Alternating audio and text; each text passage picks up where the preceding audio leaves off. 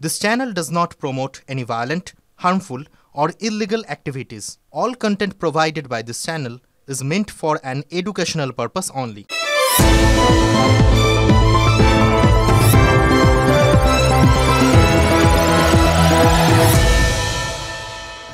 शाहजहान नाम तो सुना ही होगा ना, कोनो फिल्मी डायलग दिच्छी ना, बुझते पारलेन ना, एकटू बुझिए बोली, फ्लैशबैके जाई। सन्देशखालीर बेताज बादशाह शेख शाहजहानेर कथा निश्चय मने आछे। प्रचुर अभियोग तार बिरुद्धे, अनेक कष्ट करे ताके जेले पोड़ा सम्भव हयेछे, किन्तु शेख शाहजहान तिनि नाकि फुल फर्मेई आछेन। अभियोग जेले बसे शेख शाहजहान फोने हुमकी दिच्छे। ভেবে দেখুন একবার।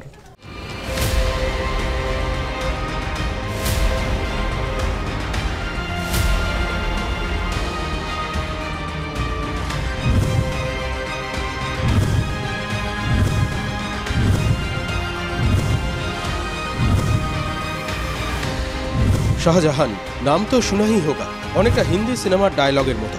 ফিল্মি কায়দায় এমন বেতাজ বাদশাহ জেলে থাকলেও দমানো কি যায়? তাই শাহজাহান রূপ দেখালেন, বললেন আমি আসছি, অনেকটা সিনেমা রিলিজের আগে ট্রেলারের মতো।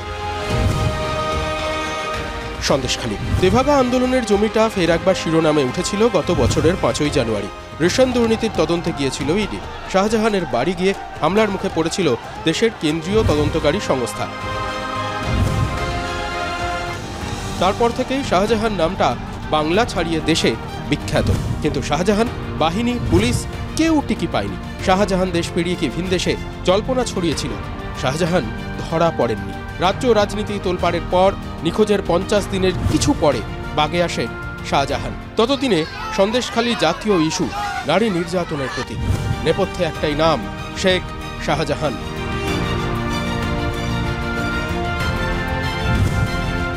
মাসেল পাহাড় শাহজাহানকে ছেটে ফেলেছে তৃণমূল।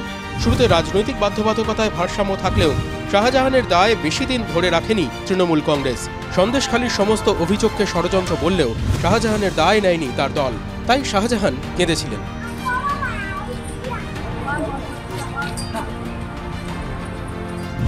সেই শাহজাহান এখন জেলে।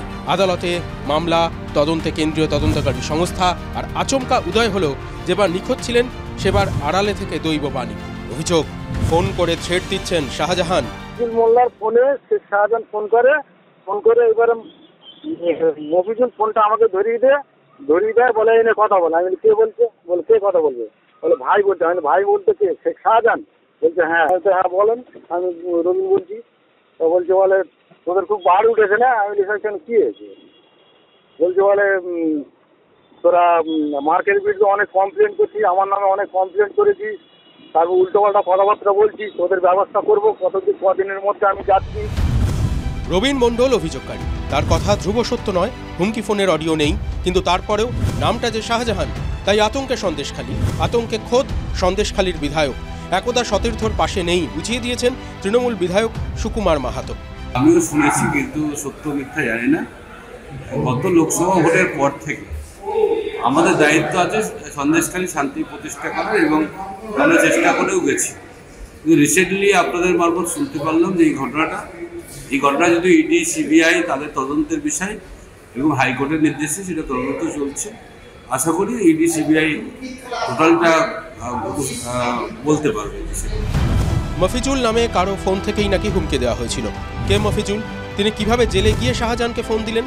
নাকি জেলের বাইরে থেকেই কনফারেন্স কলে শাহজাহানকে রবিনের সঙ্গে কথা বলিয়েছিলেন? প্রশ্ন অনেক, তাই TV9 বাংলা প্রশ্নটা করেছিল মফিজুলের কাছেই।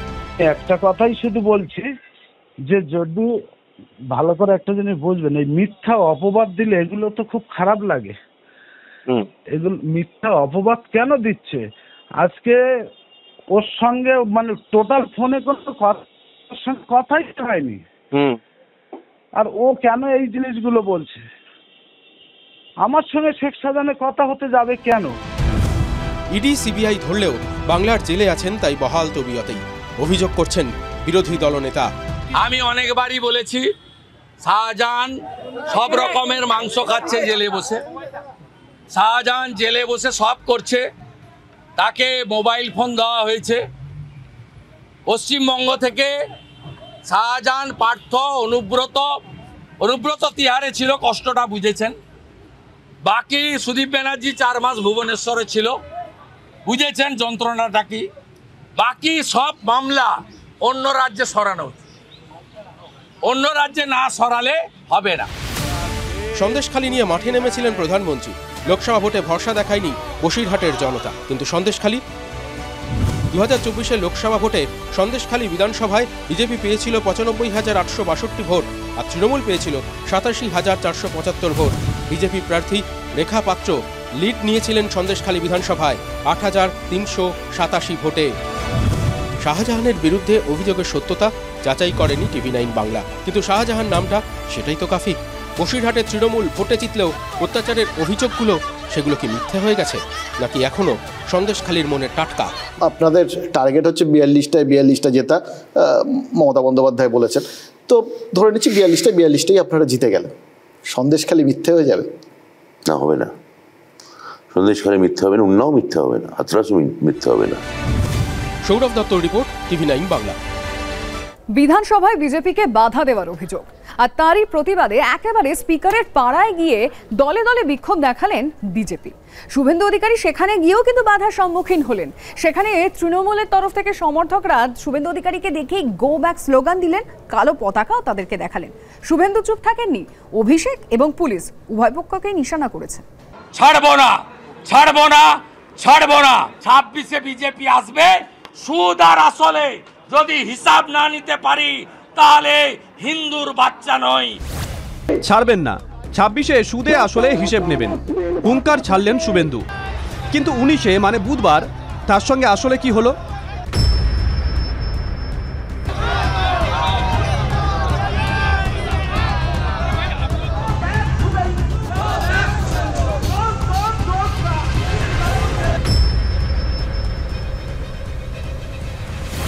বিধানসভার অধিবেশনে কথা বলতে দেওয়া হয়নি, এই অভিযোগে দলীয় বিধায়কদের নিয়ে স্পিকারের কেন্দ্রে অভিযানের ডাক দিয়েছিলেন শুভেন্দু অধিকারী। পাল্টা মিছিলে ডাক দিয়েছিল তৃণমূলও। বিরোধী দলনেতা বারুইপুরে ঢুকতেই উত্তপ্ত হয়ে ওঠে এলাকা।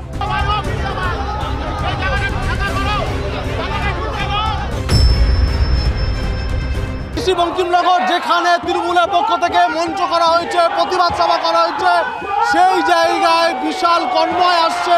এই কনভয়ের চারদিকে দেখা যাচ্ছে কালো পতাকা দেখাচ্ছে তৃণমূলের, কংগ্রেসের পক্ষ থেকে।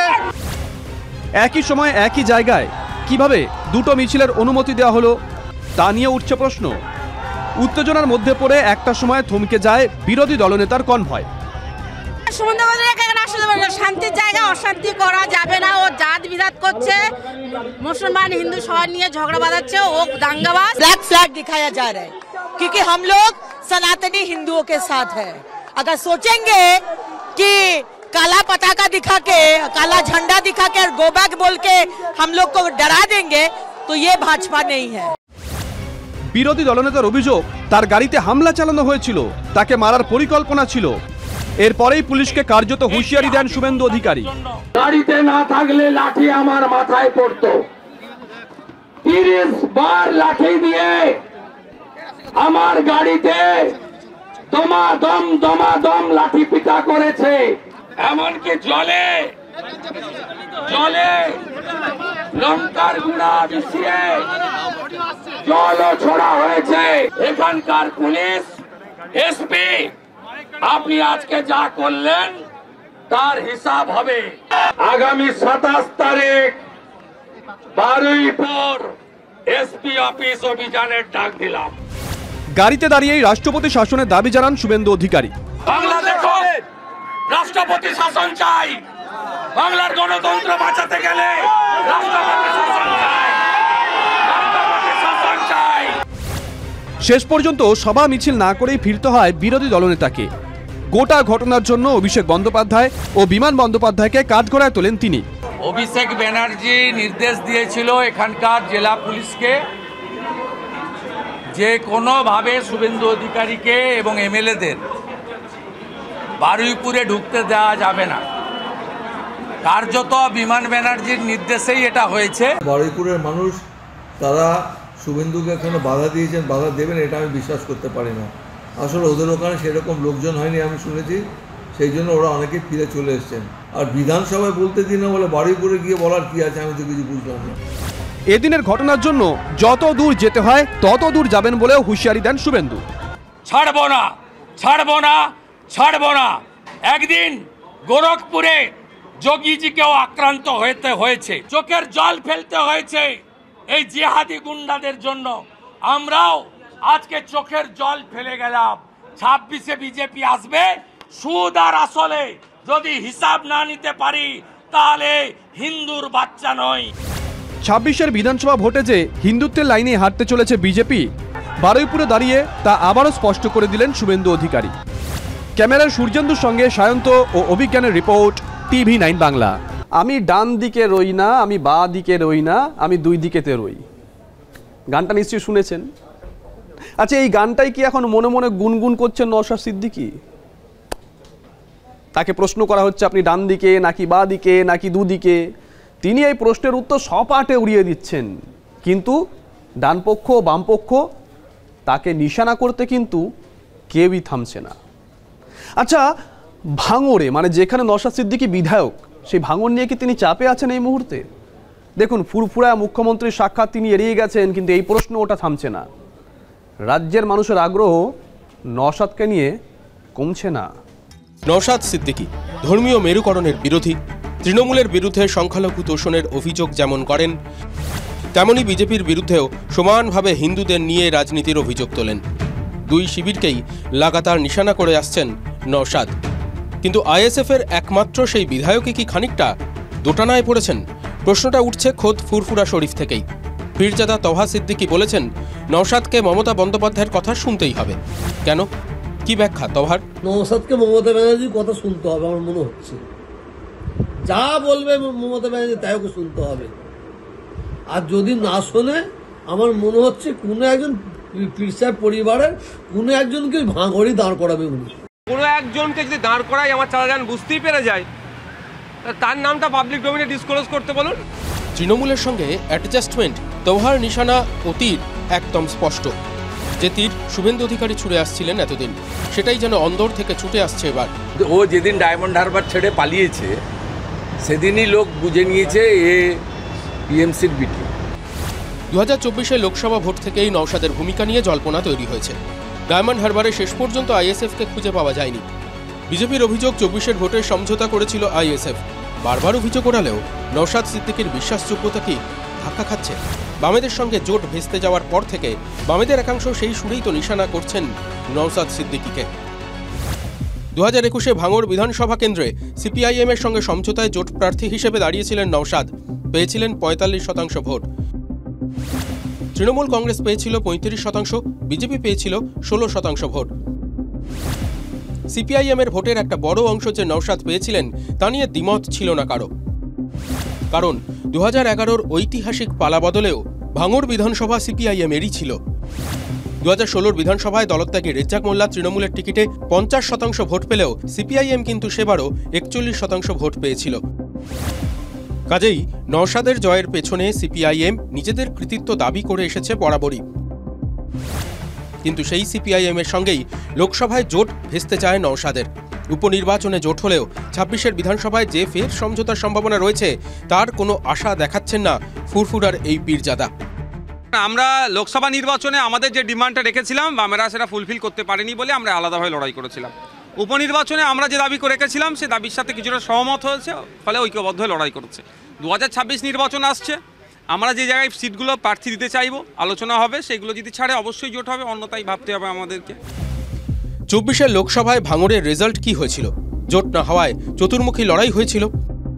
যাদবপুর লোকসভায় তৃণমূলের সায়নী ঘোষ জিতেছিলেন। ভাঙড়ে সায়নীর পরেই দ্বিতীয় স্থানে চলে এসেছিল আইএসএফ। 19-এর লোকসভায় সিপিআইএম দ্বিতীয় স্থানে থাকলেও 21-এর বিধানসভায় আইএসএফের সঙ্গে জোট এবং 24-এ তা ভেস্তে যাওয়ায় সিপিআইএম ভাঙড়ে চতুর্থ স্থানে চলে যায়। আগে তো ঠিক রাজনীতির দল ছিল না, এই 1-1.5 বছরের একটা রাজনীতির দল হয়েছে, তো কেউ বোধহয় ওদেরকে বিভ্রান্ত করেছে বা ওরা হয়তো কোনো বিভ্রান্তির শিকার হয়েছে। বামেদের দাবি ভুল বোঝাচ্ছে। কে ভুল বোঝাচ্ছে? তাহলে কি ভুল বোঝানোর দায়িত্বটা শাসক শিবিরই নিয়ে নিয়েছে? তভা সিদ্দিকীর ইঙ্গিত কিন্তু তেমনই, যে ইঙ্গিতকে উড়িয়ে দিচ্ছেন না খোদ তৃণমূল বিধায়ক হুমায়ুন কবির। নওশাদ সিদ্দিকী তার 4 দিন আগে 5 দিন আগে 1 সপ্তাহ আগে নবান্নে গেলেন, তিনার সাথে অনেকক্ষণ কথা বলে আসলেন। এর আগেও আমরা লক্ষ্য করেছি যে বিধানসভার ভিতরে নিজে ববিদার মাধ্যমে সিএম ডেকে ওকে কথা বলেছে। রাজনীতিটা তো অনেক রকম খেলা হয় না, কে খেলছে আর কে খেলাচ্ছে আপাতত তারই জটিল অঙ্ক কষা হচ্ছে। তবে অঙ্ক যতবার কষা হচ্ছে ততবারই নওশাদ একটাই কথা বলছেন, আর যাই হোক তিনি অন্তত কেনা বেচার পাত্র নন।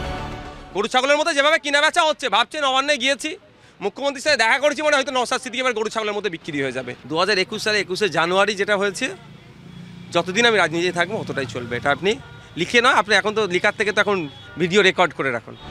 Bureau report, TV9 Bangla. এমনিতে গরম ভালোই পড়েছে, আর বিধানসভা গেটের বাইরে গরম একটু বেশি বেড়ে গেছে আজকের দিনে। গেট তুমি কার?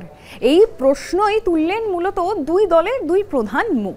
সকালে শুভেন্দু অধিকারী আর বিকেলে নওশাদ সিদ্দিকী। তারা বলছেন পুলিশ নাকি বিরোধীদের গাড়ি দেখলে একেবারে রে রে করে ছুটছে। এরা অ্যাসেম্বলি সাউথ গেট, যা অপোজিশনের এমএলএ এলওপি অপোজিশন এমএলএদের জন্য পারমিসেবল, তাকে ব্লক করছে।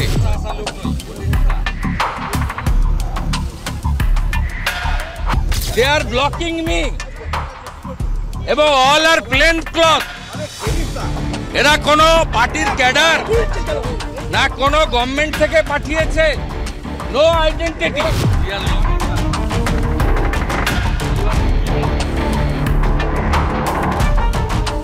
আমরা যে কোনো সময় এদের দ্বারা আক্রান্ত হতে পারি। বিধানসভার গেটে আটকানো হচ্ছে বিরোধী দলনেতাকে। সকালে অভিযোগটা করেছিলেন শুভেন্দু অধিকারী, বিকেলে সেই অভিযোগকে অন্য মাত্রায় নিয়ে গেলেন আইএসএফ বিধায়ক নওশাদ সিদ্দিকী। নওশাদের বিরুদ্ধে তলে তলে তৃণমূলের সম্পর্কের অভিযোগ উঠেছিল। এদিন বিকেলে বিধানসভার গেটে সেই অভিযোগ নস্যাৎ করতে একেবারে দাবাং ভূমিকায় নওশাদ। বিধানসভার গেট দিয়ে বেরোনোর কথা ছিল মুখ্যমন্ত্রীর। অভিযোগ সেই সময় পুলিশের তরফ থেকে নওশাদের গাড়ি সরাতে বলা হয়, কিন্তু নওশাদের অভিযোগ তাকে অসম্মান করেছে পুলিশ। প্রায় মুখনাকে বললাম, আপনি আমার সাথে এই আচরণ করছেন কেন? আমি হাসিমুখেই বললাম যে আচরণ, আমার কাছে অবাক আচরণ লাগলো এটা। ও কয়েকটা কথা হলো, আমি বললাম না আপনি এরকম আচরণ করতে পারেন না আমার সাথে। উনি তখন বলছেন যান। আমি ওই জন্য গাড়িতে না উঠে যে ওনার এই আচরণটা, ঔদ্ধত্যপূর্ণ আচরণটা উচিত হয়নি, এ কথা বলতে আপনাকে, নাহলে আমি এখান থেকে গাড়ি সরাবো না। পরিস্থিতি সামলাতে শেষ পর্যন্ত অরূপ বিশ্বাস ছুটে আসেন। নওশাদকে নিয়ে গিয়ে বোঝানোর চেষ্টা হয়। ততক্ষণে বিধানসভার গেটে কার্যত ট্রাফিক জ্যাম। যে রাজ্যের ভারপ্রাপ্ত মন্ত্রী অরূপ বিশ্বাস মহাশয় আসলেন, আমাকে জিজ্ঞাসা করলেন কি ঘটনা ঘটেছে। আমি সব ঘটনাটা বললাম। পুলিশ অফিসারকে ডেকে পাঠিয়েছিলেন, কিন্তু পুলিশ অফিসার গিয়ে ওখানে অসত্য কথা বলেছেন। শেষমেশ অবশ্য নওশাদ রণে ভঙ্গ দেন। মুখ্যমন্ত্রী বেরিয়ে যাওয়ার সময় এ নিয়ে অরূপ বিশ্বাসের সঙ্গে কথাও বলেছেন বলে খবর। গত কয়েকদিন ধরে তৃণমূলের সঙ্গে নওশাদের যে কেমিস্ট্রির কানাঘুষো চলছিল, সেটা ওড়াতেই কি এতটা অনড় হলেন নওশাদ? কিন্তু সেখানেও তো শাসক মন্ত্রীর মধ্যস্থতাতেই বরফ গলল। প্রদীপ্ত কান্তি ঘোষের রিপোর্ট, TV9 বাংলা। ফুরফুরা শরীফের ভরকেন্দ্র কি বদলে যাচ্ছে? কারণ তহা সিদ্দিকীর দাপট কি শেষ হচ্ছে, এই প্রশ্ন উঠতে শুরু করেছে। একদা তৃণমূল বিরোধী বলে পরিচিত কাসেম সিদ্দিকী এখন কি তৃণমূলের তাস হয়ে যেতে পারে? তার কারণ বেশ কিছু দিন ধরে কিন্তু আমরা দেখতে পাচ্ছি, সেটা ফুরফুরা শরীফ থেকে পার্ক সার্কাস, কাসেম সিদ্দিকীকে মুখ্যমন্ত্রীর আশেপাশে দেখা যাচ্ছে এবং বেশ কিছু সময় দেখা গেছে। সে কারণে এই প্রশ্নটা বারবার সামনে আসছে, আর একে অপরের দিকে তীর ছুটছেন কাসেম আর তহা। ছবি কথা বলে। ফুরফুরা শরীফের সোমসন্ধ্যার এই ছবিটাও অনেক কথা বলে দিয়েছে। অন্তত দুটো কথা বলার জন্য, দুটো কথা দাদা, দুটো কথা বলেন আপনি। না, আমি আপনাদের কাছে এসেছি। কথা বলার সুযোগ না পেয়ে মঞ্চ ছেড়ে চলে যান পীরজাদা তহা সিদ্দিকী। আর যিনি তহার হাত থেকে মাইক সরিয়ে নিতে গেছিলেন, তিনি কাসেম সিদ্দিকী। তিনি গোটা সন্ধ্যা মুখ্যমন্ত্রীর পাশেই ছিলেন। ফুরফুরায় সরকারি ইফতার সঞ্চালনার দায়িত্বে। মঙ্গলবার পার্ক সার্কাসের ইফতারেও মুখ্যমন্ত্রীর পাশে ছিলেন কাসেম সিদ্দিকী। সঙ্গে সঙ্গে জোর জল্পনা বঙ্গ রাজনীতির ময়দানে। বিতর্কিত তহাকে কোণঠাসা করতে কাসেমকে কি ঘুঁটে বানালো তৃণমূল? তহা দৃশ্যতেই বিরক্ত, সরাসরি চক্রান্তের অভিযোগ। আমি বুঝতে পারছি বড় চক্রান্ত চলছে রাজনীতির নেতাদের। এই ফুরফুরা শরীফকে নিয়ে একটা মানে বড় মা মতুয়াদের মতো করার, ও হতে দেবো না, ও হতে দেবো না। কাসেমের নাম করে নিশানা তহার।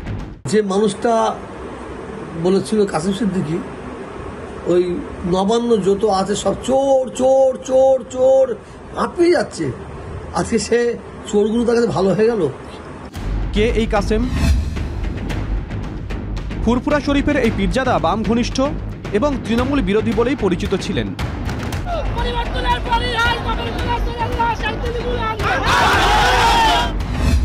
বস্তুত কাশেম বাহিনীর বিক্ষোভের মুখে পড়েই আনিসের বাড়ির আগে থেকেই ফিরে আসতে হয় পুরমন্ত্রী ফিরহাদ হাকিমকে।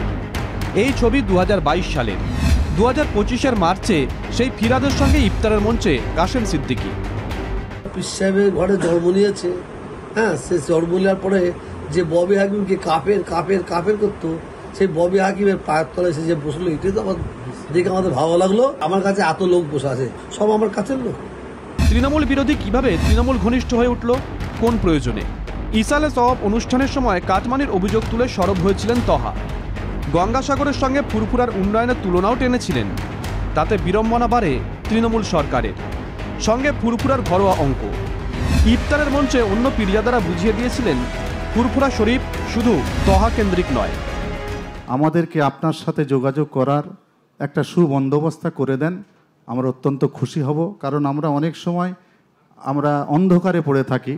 আমরা 32 ভাই, 32টা ভাইকে বসায় একমত হয়ে আমাদের কাজটা করার দরকার। ফুরফুরা শরীফ এমন একটা জায়গা, যে জায়গায় একজন কেউ কোনো জায়গার কিছু নেই, আমরা সবাই সব জায়গায় সব দায়িত্ব নিয়ে এক একজন এক একটা দিক দেখি, কারণ এটা একটা বিশাল কর্মকাণ্ড। নাম না করে কাশেম ও তহাকেই নিশানা করছেন। মঙ্গলবার পাক সার্কাসে ইফতার শেষে কাশেমের তীর। ফুরফুরা শরীফের কোনো সমস্যা নেই, সমস্যা একটা ব্যক্তি ছিল যিনি বেশি চিল্লাচ্ছেন, মানে উনি সবসময় কালো চশমা পরে থাকে তো ঠিক দেখতে পাই না। যে ফুরফুরা শরীফের ড্যামেজ, সে তো সবসময় চেষ্টা করবে আমি সেই জায়গায় যাই, তো সেখানে কে পাত্তা দেয়নি কে পাত্তা দিয়েছে সেটা আপনারাই জানেন, আমি কি বলবো। ছবি এবং কথাতেই স্পষ্ট ফুরফুরায় ফুরফুরে নেই তহা সিদ্দিকী। তৃণমূল কি ফুরফুরে থাকতে পারবে? নওশাদ সিদ্দিকী যখন অ্যারেস্ট হয়েছিল, যখন তৃণমূলের নিয়ে ভাঙড়ে প্রচণ্ড গণ্ডগোল, তাপ উত্তাপ রাজনৈতিক, এবং নওশাদ অ্যারেস্ট হলো, তখন আপনাদের কাছে ফুটেজ থাকবে যে কাসেম সিদ্দিকী লালবাজারের সামনে কী ধরনের কথাবার্তা বলেছিল। রাজনীতিটা তো অনেক রকম খেলা হয় না। কাসেমকে পাদপ্রদীপে এনে ভোটের অঙ্ক মেলাতে কি পারবে শাসক দল? সনৎ মাঝির রিপোর্ট, TV9 বাংলা। বাংলায় ধর্মযুদ্ধ চলছে। বিজেপি জায়গায় জায়গায় পোস্টার দিচ্ছে, বলছে হিন্দু হিন্দু ভাই ভাই। আর অন্যদিকে তার পাল্টা কলকাতা হোক বা জেলায় তৃণমূল কংগ্রেসের আইটি সেল পোস্টার দিয়ে বলছে হিন্দু হিন্দু ভাই ভাই। তাহলে কেন কেন্দ্রীয় মন্ত্রিসভায় বাঙালি পূর্ণমন্ত্রী নাই? কেন জ্বালানির দাম কমছে না? কেন গ্যাসের দাম কমছে না? এবার আপনি বলতেই পারেন এটা বাসি খবর। ঠিকই, এটা বাসি খবর, গতকাল আমরাই সবার আগে দেখিয়েছিলাম। তাহলে টাটকা খবরটা দেই।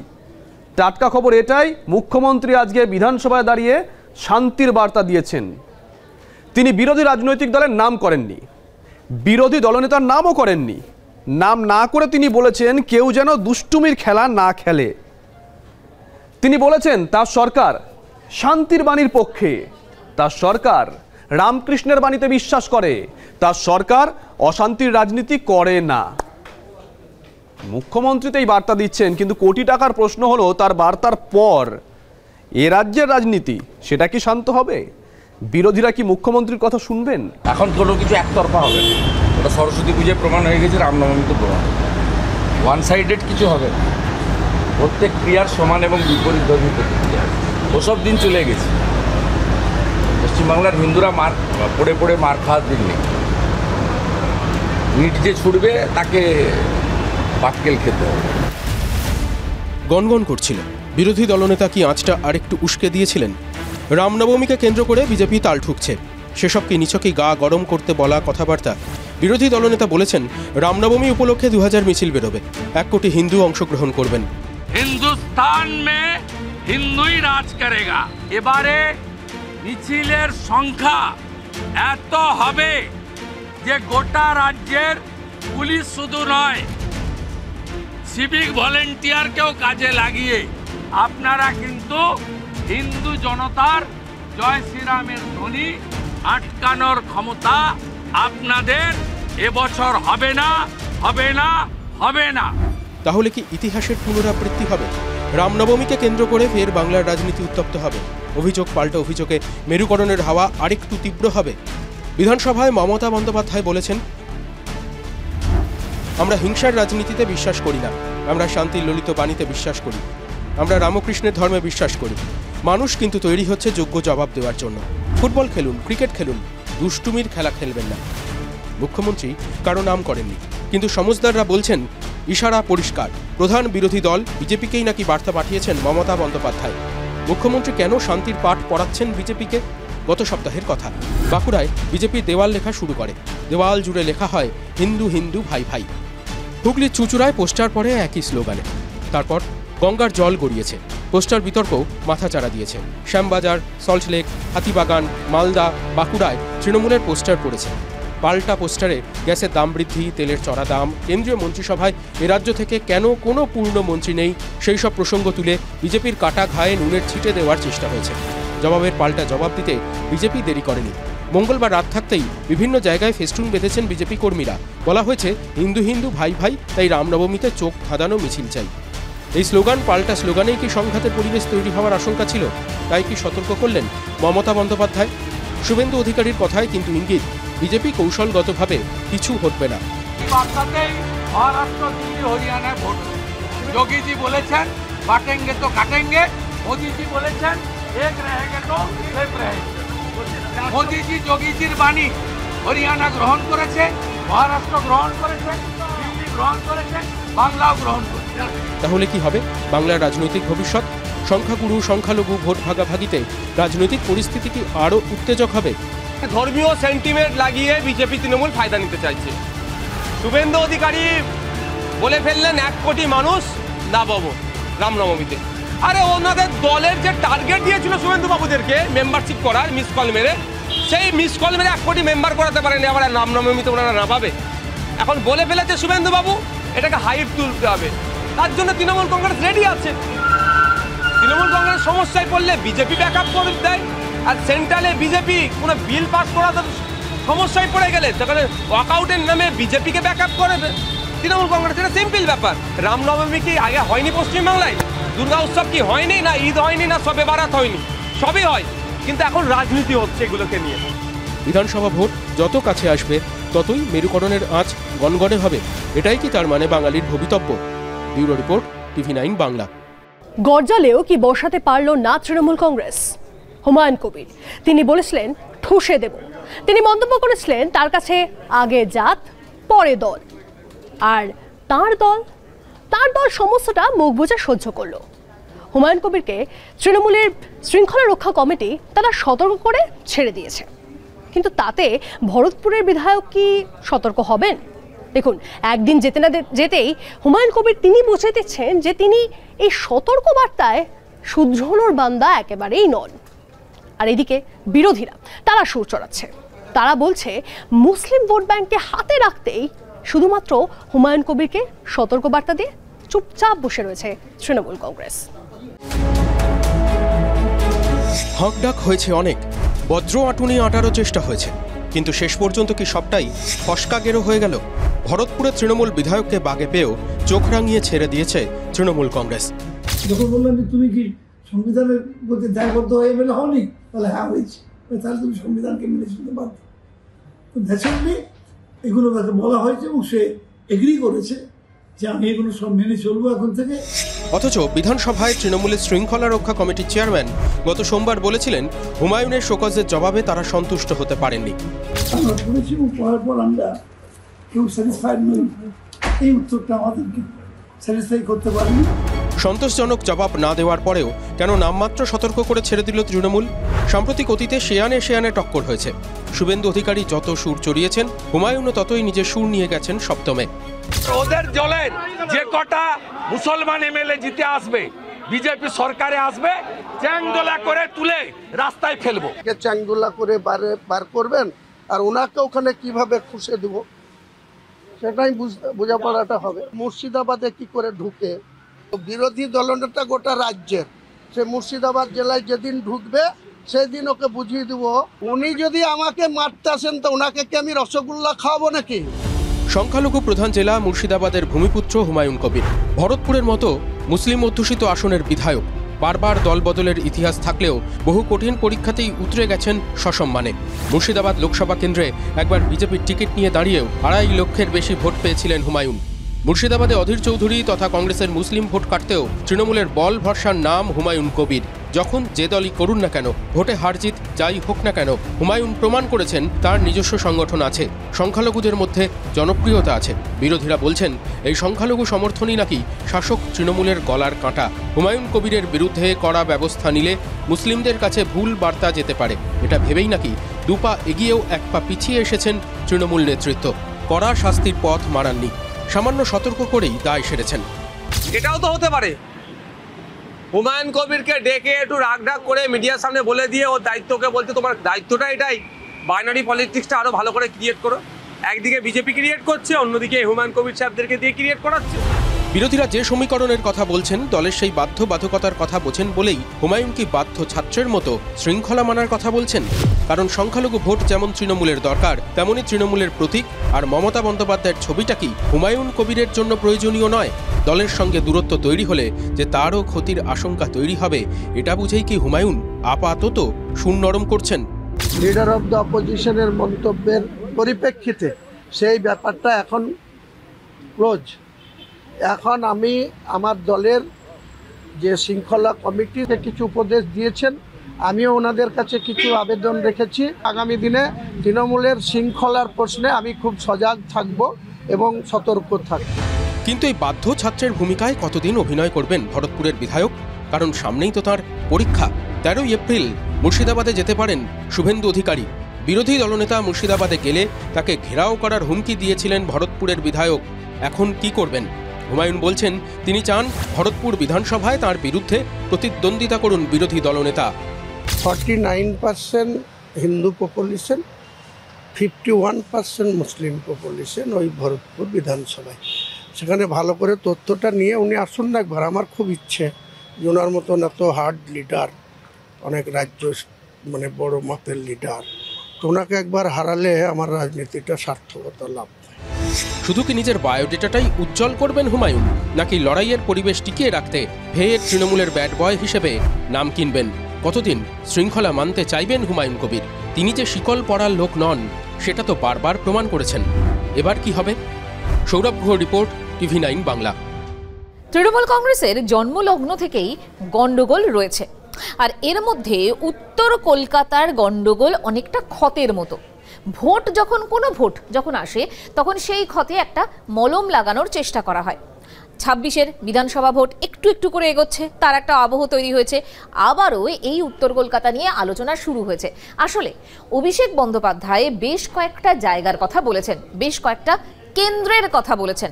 তার মধ্যে অন্যতম 2টো কেন্দ্র, এক হচ্ছে চৌরঙ্গি আর একটা হচ্ছে জোড়াসাঁকো। ভেবে দেখুন, এই চৌরঙ্গি আর জোড়াসাঁকো 2টো বিধানসভা কেন্দ্রই কোন লোকসভা কেন্দ্রের অন্তর্গত? উত্তর কলকাতা। আর যার সাংসদ তৃণমূল কংগ্রেসের প্রবীণ নেতা সুদীপ বন্দ্যোপাধ্যায়। চৌরঙ্গির কথা সামনে আসছে। চৌরঙ্গির বিধায়ককে এই সুদীপ পত্নী নয়না। কিন্তু কেন এই চৌরঙ্গি নিয়ে এত আলোচনা, এত কিছু হচ্ছে? আমরা খোঁজ নেওয়ার চেষ্টা করেছিলাম। আমাদের প্রতিনিধিরা পৌঁছে গিয়েছিলেন চৌরঙ্গি কেন্দ্রে। মাঝে মধ্যে প্রকাশ্যে চলে আসে ক্ষত।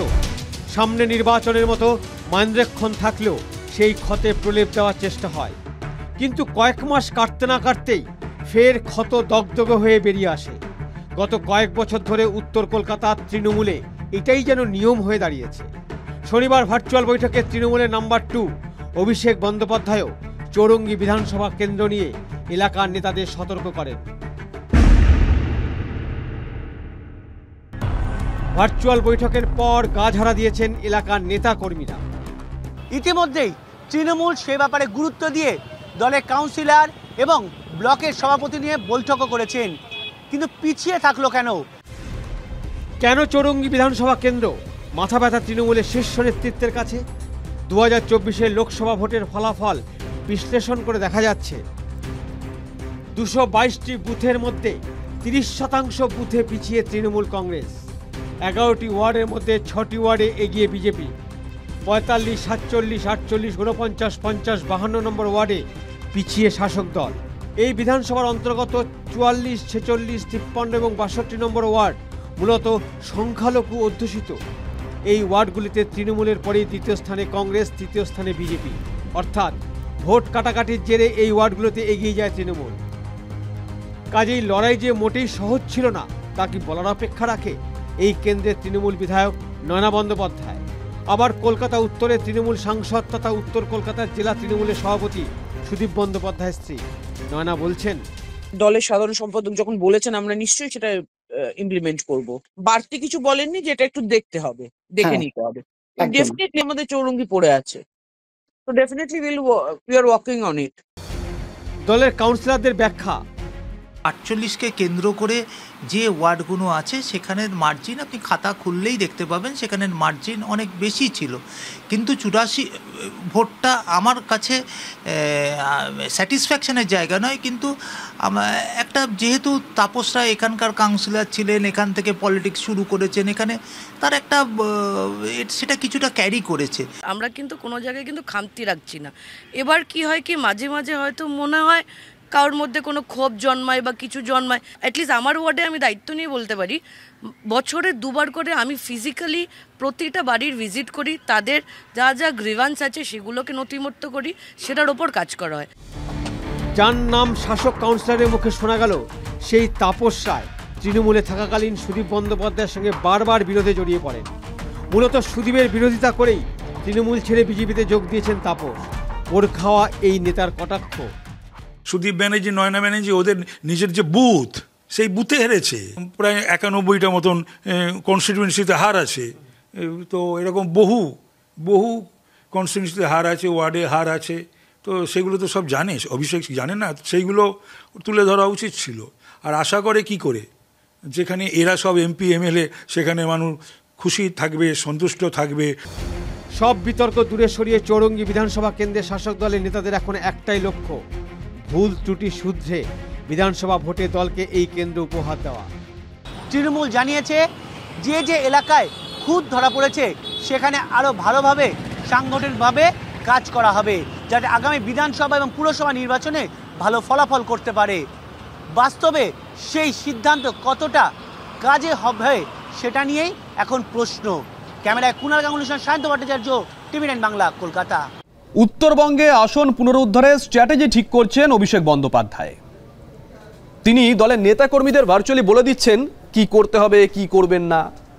যারা রাজনীতি নিয়ে চর্চা করেন তারা মোটামুটিভাবে এটা নিশ্চিত যে উত্তরে বিজেপির একটা শক্ত ঘাঁটি, প্রায় নিশ্চিত আসন ডাবগ্রাম ফুলবাড়ি। সেই আসনে জয় পেতে অভিষেক বন্দ্যোপাধ্যায় কৌশল নিয়েছেন, বার্তা দিয়েছেন সেখানকার স্থানীয় নেতা নেত্রীদের। আচ্ছা, অভিষেকের এই কৌশল কি কিস্তিমাত করবে? কি বলছেন স্থানীয় বিরোধী নেতারা, স্থানীয় শাসক নেতারা? দেখুন TV9 বাংলার স্পেশাল রিপোর্ট। শিলিগুড়ি পুরো এলাকার 17টি আসন ও 4টি পঞ্চায়েত নিয়ে গঠিত ডাবগ্রাম ফুলবাড়ি। তৃণমূল জমানার একদম শুরুতে 2011 সালে এই এলাকার ভোটাররা উজাড় করে ভোট দিয়েছিলেন তৃণমূলকে। এই আসন থেকেই পরপর 2 বার জিতে মন্ত্রী হন গৌতম দেব। কিন্তু সময়ের ব্যবধানে এই আসনেই গৌতম দেবকে হারতে হয়। গত বিধানসভা ভোটে এই আসনে গৌতম দেবকে হারিয়ে জয় ছিনিয়ে নেন বিজেপির শিখা চট্টোপাধ্যায়। 2026-এর নির্বাচনের আগে বিজেপির নিশ্চিত আসনগুলোর অন্যতম ডাবগ্রাম ফুলবাড়িতেই বিজেপিকে হারাতে চাইছে তৃণমূল নেতৃত্ব। তাই এখন থেকেই স্ট্র্যাটেজি তৈরি করছেন তৃণমূলের নাম্বার 2 অভিষেক বন্দ্যোপাধ্যায়। এলাকায় দলের নেতা কর্মীদের বিভিন্ন ভার্চুয়াল সভা থেকে বার্তা দিচ্ছেন তিনি। কিন্তু কেন এই অবস্থা শাসক দলের? গৌতম দেবের দাবি, প্রধান শক্তি ছিল সিপিএমের প্রায় 80,000 ভোটটা 10,000-এ নেমে গেল। সেই ইরোশনটা পুরোপুরি চলে গেল বিজেপির দিকে, একেবারে পুরোপুরি গেল। ওদের টার্গেট ছিল যে গৌতম দেবকে হারাতে হবে, হ্যাঁ তৃণমূলকেও হারাতে হবে, তার থেকে বেশি গৌতম দেবকে হারাতে হবে। সেটা সাকসেসফুল হয়েছে বিজেপি আর সিপিএম, তারা নিজেদের আত্মবলিদান দিয়ে বিজেপিকে জিতিয়েছে। স্থানীয় বাসিন্দারা তো বটেই, তৃণমূলের একাংশ মনে করে দল ডুবেছিল গোষ্ঠী কোন্দলেই। আর বিজেপি বিধায়কের দাবি ভোট লুট রুখতে পারলেই আবার জয় ছিনিয়ে নেবেন তারা। ওদের ভালো ফল মানে ভালো মতো যদি লুট করতে পারে, হরিণ লুটটা যদি ভালো মতো করতে পারে অবশ্যই ভালো ফল হবে। এই সমস্ত জিনিসগুলোকে যদি রুখে দিতে পারে ভারতীয় জনতা পার্টি, আগামীতে গৌতম দেবের মুখে ঝামা ঘষা ছাড়া দ্বিতীয় কিছু হবে না। গৌতম দেবের যুক্তির পাল্টা কি ব্যাখ্যা বাম বিজেপির? এইসব থিওরি ওরাই বিশ্বাস করবে, আসলে কোনো পার্টির কোনো পকেট ভোট থাকে না। আমি আবারও বলছি যে মানুষ শেষ কথা, মানুষ কারো পকেটে থাকে না, মানুষ কোনো পার্টির গোলাম না। মানুষ বিজেপির উপর ভরসা রাখছে, মানুষ টিএমসি সরকারকে দেখেছে এই কদিন যেভাবে মানুষকে লুটছে। এটা ধারণাটা ভুল, পুরোপুরি শিফট হয়ে গেছে। ভোট কারো কেনা না, মানুষ কারো কেনা গোলাম না, মানুষ তার অভিজ্ঞতার মধ্যে সিদ্ধান্ত নেয়। আমাদের আশা মানুষ অভিজ্ঞতার মধ্যে দিয়ে এবার সঠিক সিদ্ধান্ত গ্রহণ করবে। বিরোধীরা বলছেন জমি কেলেঙ্কারি দুর্নীতি এই কেন্দ্রে অন্যতম ইস্যু। ডাবগ্রাম ফুলবাড়ি হচ্ছে জমি কেলেঙ্কারির একটা গড়। ইতিমধ্যে দেখেছেন কয়েকজন নাম দেখানো কয়েকজনকে গ্রেপ্তার করা হয়েছে, লোক দেখানো, তারা এখনও বকলমে তৃণমূলের মধ্যে আছে। ফলে ডাবগ্রাম ফুলবাড়িতে হচ্ছে কাটমানি রোজগার করার ক্ষেত্রে অভিষেকের নজর ডাবগ্রাম ফুলবাড়ির দিকে অবশ্যই আছে এবং তারা এটা জেতার চেষ্টা নিশ্চয়ই করবে। সেই শিলিগুড়ির চারপাশে এই ডাবগ্রাম ফুলবাড়ি মণ্ডলে ম্যাক্সিমাম 90% নেতাই তো টিএমসির জমির দালাল, সেটার উপরে তারা চলে। তো তারা তো হোমরা জোমরা ভাব দেখাবে, কিন্তু সব থেকে শেষ কথা হচ্ছে মানুষ, জনগণ। জমি কেলেঙ্কারি যে তৃণমূলকে অস্বস্তিতে ফেলেছে তা স্বীকার করে নিচ্ছেন গৌতম দেব। জমি কারবারে জড়িয়ে পড়েছে, সেটা বিভিন্ন জায়গাতে যেগুলো হয়েছে। একটা দল যখন সরকারি ক্ষমতায় থাকে তার যে নেগেটিভ সাইড এই ধরনের কাজগুলো, সেটা মমতা বন্দ্যোপাধ্যায় খুবই সক্রিয়ভাবে সেটাকে প্রশাসনিকভাবে ব্যবস্থা নিয়েছেন। রাইটিস্ট পলিটিক্সের কিছু মত শাসক দলের নেতাদের একটা বড় অংশের জমির কারবারে জড়িয়ে পড়ার জেরে এলাকার মানুষ বীতশ্রদ্ধ হয়েছেন। ফলাফল অবশ্য কী হবে তার জন্য আমাদের অপেক্ষা করতে হবে 2026-এর ওই নির্বাচন পর্যন্ত। ক্যামেরা দীপায়নের সঙ্গে প্রসেনজিৎ, TV9 বাংলা, শিলিগুড়ি। চলতি বছরের মাধ্যমিক পরীক্ষা শুরুর আগে একটা পরিসংখ্যান এ রাজ্যের শিক্ষা মহলের মাথা ব্যথা বাড়িয়েছিল। কি সেই পরিসংখ্যান? সেই পরিসংখ্যান বলছে রাজ্যে স্কুল ছুটের সংখ্যা বাড়ছে। আর এই খবরে যখন উদ্বেগে শিক্ষামহল, ঠিক তখনই এই বাঁকুড়া থেকে একটা পরিসংখ্যান এই রাজ্যের শিক্ষাবিদদের চিন্তা আরও বাড়াচ্ছে, যেখানে বাঁকুড়া জেলার 7টি ব্লকের 7টি মাধ্যমিক শিক্ষাকেন্দ্র বন্ধের নোটিশ দেওয়া হয়েছে। রাজ্যের শিক্ষা নিয়ে বিতর্কের শেষ নেই। অনেকেই বলেন রাজ্যের সরকারি শিক্ষা ব্যবস্থা দিন দিন গোল্লায় যাচ্ছে। শিক্ষকের অভাব, নিয়োগ দুর্নীতির মতো বিষয় যেমন আছে, তেমনই আছে দিন দিন সরকারি শিক্ষা ব্যবস্থায় পড়ুয়ার সংখ্যা কমতে থাকা। এর মধ্যেই বাঁকুড়ার একটি নির্দেশিকা ঘিরে তৈরি হয়েছে তুমুল বিতর্ক। রাজ্যের প্রাথমিক শিক্ষার পর এবার মাধ্যমিক শিক্ষাতেও কোপ পড়তে চলেছে। সম্প্রতি বাঁকুড়া জেলা প্রশাসন নোটিশ দিয়ে জানিয়েছে বাঁকুড়া জেলায় ছড়িয়ে ছিটিয়ে থাকা 7টি ব্লকে মোট 7টি মাধ্যমিক শিক্ষাকেন্দ্র বন্ধ করে দেওয়া হবে। কারণ হিসাবে দেখানো হয়েছে প্রতিটি মাধ্যমিক শিক্ষাকেন্দ্রে পড়ুয়ার সংখ্যা কমতে কমতে 20-র নিচে এসে ঠেকেছে। রাজ্যের যে সমস্ত এলাকা থেকে প্রাথমিক ও হাই স্কুলের দূরত্ব বেশি, সেই সমস্ত এলাকার পড়ুয়াদের জন্য 2004 থেকে 2006 সালের মধ্যে রাজ্যের বিভিন্ন প্রান্তে মাধ্যমিক শিক্ষাকেন্দ্র চালু। স্কুল ছুট পড়ুয়াদের স্কুলমুখী করাই ছিল এই শিক্ষাকেন্দ্রগুলির উদ্দেশ্য। কিন্তু অভিযোগ 2011 সালে নতুন সরকার আসার পর থেকে শিক্ষাকেন্দ্রগুলির হাল বেহাল হতে শুরু করে। বাঁকুড়া জেলার যে 7টি শিক্ষাকেন্দ্র বন্ধের নোটিশ জারি হয়েছে তার মধ্যে আছে কুমিত্তা রাধা মাধব মাধ্যমিক শিক্ষাকেন্দ্র। 2004 সালে পথ চলা শুরু হয়েছিল। আশপাশের প্রায় 6 থেকে 7টি গ্রামের বাচ্চারা এই শিক্ষাকেন্দ্রের উপর নির্ভরশীল। স্টুডেন্ট সংখ্যা বাড়তে বাড়তে 200 পার করেছিল, কিন্তু এখন রাশি রাশি ফাঁকা বেঞ্চ, ফাঁকা ক্লাসরুম, পড়ুয়ার সংখ্যা কমতে কমতে 21। কেন এই অবস্থা? 2011 সালে শিক্ষাকেন্দ্রের 2 জন শিক্ষক অবসর নেয়। তাদের পরিবর্তে আর কোনো শিক্ষক নিয়োগ হয়নি, কাউকে পাঠানোও হয়নি। 2 জন শিক্ষক ভাগাভাগি করে আর কতটা করতে পারে? স্থানীয় মানুষ থেকে অভিভাবক সবাই বলছে শিক্ষক এলেই আবার পড়ুয়ারা আসবে দল বেঁধে। এই স্কুলটা উঠে গেলে একটা জুয়ার আড্ডা হবে, খেলোয়াড়ের আড্ডা হবে, তাতে পরিবেশটা খুবই খারাপ হবে। মদের আড্ডা হবে, হ্যাঁ, ছেলেমেয়েরও ভবিষ্যৎ খারাপ হয়ে যাবে। মাস্টার থাকলে স্টুডেন্ট থাকবে, ভালো মাস্টার নাই বলে কোনো স্টুডেন্ট আসতে চাইছে না। তাহলে সরকারই চাইছে যে গ্রামটা পরিবেশটা ভালো থাকুক, নাই এটাই কি সরকারের উদ্দেশ্য? প্রশ্ন এটাই, 2011 থেকে 2025 সালের মধ্যে 2 জন শিক্ষক এখানে পাঠানো গেল না? যে 20 জন পড়ুয়া এখন আছে তাদের কি হবে? কয়েক কিলোমিটার পার করে জাতীয় সড়ক টপকে কতজন যে আর স্কুলমুখ হবে তা নিয়েই যে সন্দেহ। মন খারাপ তো একটু লাগবে, এই স্কুলে থাকলে আমাদের অনেক সুবিধা হতো, সামনে আমাদের আসতে প্রত্যেকদিন শিক্ষকগুলো ভালো পড়াশোনাও করাতেন।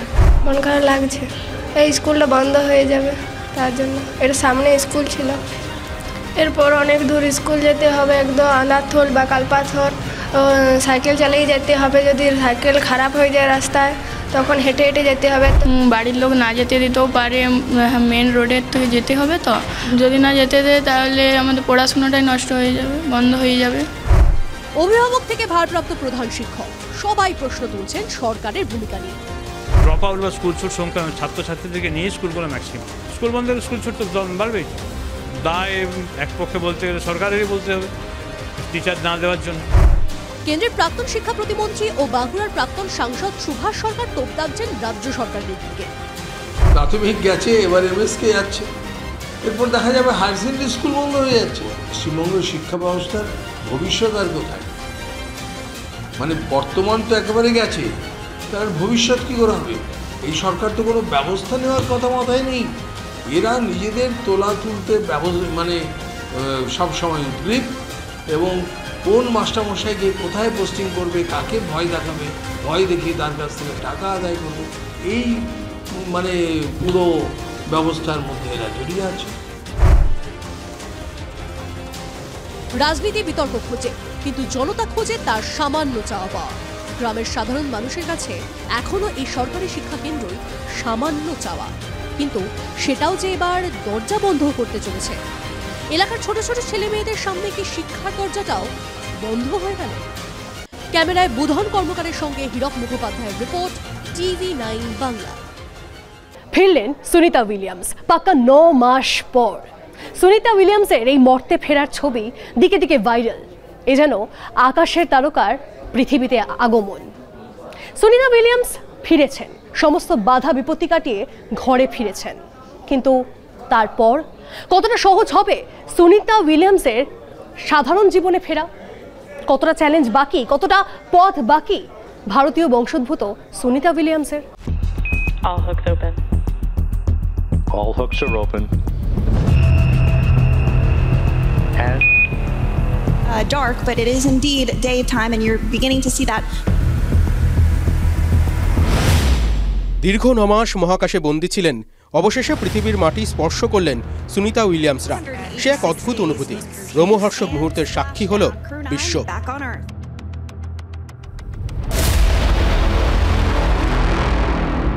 মঙ্গলবার সকাল 10টা 35 সুনিতাদের নিয়ে পৃথিবীর দিকে রওনা দিয়েছিল ইলন মাস্কের স্পেসএক্সের ড্রাগন যান। 17 ঘন্টা যাত্রা শেষ হলো বুধবার ভোরে। ভোর 3:27 সমুদ্রবক্ষে নেমে এলো ড্রাগন।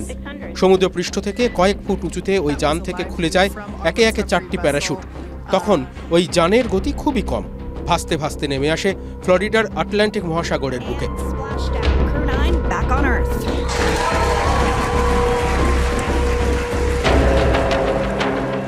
এরপরেই আরও এক মন ভালো করা দৃশ্য। সুনিতাদের ড্রাগন ক্যাপসুলের পাশে লাফালাফি করতে দেখা যায় ডলফিনদের, যেন সুনিতাদের স্বাগত জানাতেই অপেক্ষা করছিল তারা। সুনিতাদের সমুদ্রবক্ষ থেকে ফিরিয়ে আনতে আগেই পৌঁছে গিয়েছিল মার্কিন নৌবাহিনীর জাহাজ। সুনিতাদের ক্যাপসুল এসে জুড়ে যায় ওই জাহাজের সঙ্গে। তারপর মহাকাশচারীদের ক্যাপসুলকে হাইড্রোলিক পদ্ধতিতে তোলা হয় জাহাজে। সেখানে ড্রাগন ক্যাপসুলের দরজা খোলে। ভারতীয় সময় বুধবার ভোর 4:22 নাগাদ প্রথমে ক্যাপসুলের ভেতর থেকে বেরিয়ে আসেন নিক হগ। তারপর একে একে নভশ্চর আলেকজান্ডার গর্বুনভ, সুনিতা এবং বুচকে বার করে আনা হয়। ক্যাপসুল থেকে বেরোনোর সময় সুনিতাদের মুখে ছিল শান্তির হাসি। তারপর স্ট্রেচারে চাপিয়ে তাদের তোলা হয় জাহাজে। সেই জাহাজ এসে থামে ফ্লোরিডার উপকূলে। সেখানে সুনিতাদের জন্য অপেক্ষা করছিল বিশেষ গাড়ি, তাতে চাপিয়েই তাদের নিয়ে যাওয়া হয় হিউস্টন জনসন স্পেস সেন্টারে। কিভাবে ফিরলেন সুনিতারা? জটিল এই প্রক্রিয়ার বিবরণ দিয়েছেন জ্যোতির্বিজ্ঞানী Sandeep Chakraborty. Dark, but it is indeed daytime, and you're beginning to see that.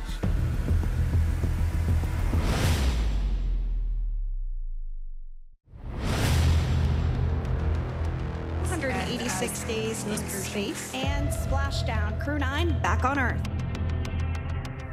বাতাসের মধ্যে যখন ঢুকে পড়লো 70-72 কিলোমিটারের কাছ থেকে 50 কিলোমিটার অবধি প্রায়, সেই সময়তে প্রচণ্ড ফ্রিকশান হয়, ঘর্ষণের জন্য এই যে বাতাসটা কী করে দুই সাইড দিকে কেটে এইভাবে চলে যায়, এবং এই বাতাসটা যখন কাটছে প্রচণ্ড হাই টেম্পারেচার হয়ে যায়। 3:05 থেকে কি 3:06 থেকে 3:12 এই কয়েক মিনিটের জন্য, 6 মিনিটের জন্য সুনিতা উইলিয়ামসটা সেই একটা মানে আগুনের গোলার মধ্য দিয়ে নামছিলেন। ওইটা হচ্ছে সবচেয়ে মোস্ট ডেঞ্জারাস একটা পিরিয়ড।